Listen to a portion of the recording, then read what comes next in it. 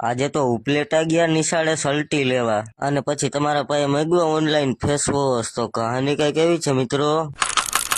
તો હવડાયરાને જય માતાજી, જય Shri Ram and good morning મિત્રો. આવી ગયું છે આપણું પાર્સલ. પછી હું તમારો ભાઈ નીકળી ગયો પગપાળા હાલીને પાધેર જવા તરફ, કારણ કે મિત્રો આપણું પાર્સલ આવી ગયું છે જે આપણે માંગ્યું હતું ને ઈ. ને પછી પાધેર આવીને પાર્સલ વાળા ભાઈ પાસે પાર્સલ લઈ લીધું ને આવી ગયો મિત્રો ઘરે ને કરી નાખ્યું અનબોક્સિંગ. હા તો મિત્રો આપણે માંગ્યા હતા 3 ફેસ વોશ. આ ફેસ વોશ યુઝ કરવાથી તમારા મોઢા ઉપર જે ખીલ હોય ને એ દૂર થઈ જાય છે મિત્રો. તો ચાલો હવે આને ટ્રાય કરીએ.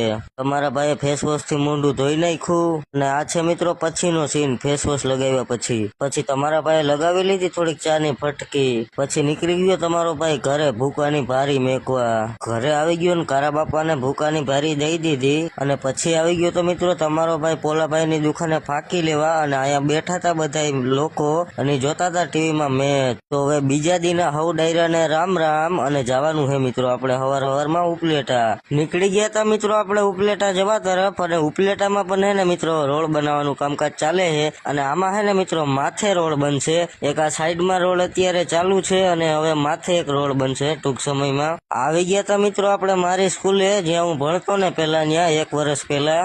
ને અહીંયાથી લઈ જવાની છે મિત્રો આજે આપણે સલટી, કારણ કે હમણાં 10માની એક્ઝામ આવે ને મિત્રો એટલા માટે. અને આ મિત્રો આ એક્ઝામ તમારા ભાઈએ નથી દીધી. હવે તમારો ભાઈ આવતા વર્ષે એટલે કે 9મા મહિનામાં ફોર્મ ભરશે અને પાછો આવશે પરીક્ષા દેવા 10માની. અને આ છે મિત્રો તમારા ભાઈનો ક્લાસ 9માનો. તમારો ભાઈ પેલા અહીંયા ભણતો અને આ હે લોબી. અને હવે તમારા ભાઈના હાથમાં આવી ગઈ છે મિત્રો સલટી. પછી હું મિત્રો ચા પાણી પીને નીકળી ગયા મિત્રો આપણે ઘરે જવા તરફ. તો મિની બ્લોગ અહીં ખતમ. બધાને જય શ્રી રામ, જય માતાજી અને બાય બાય.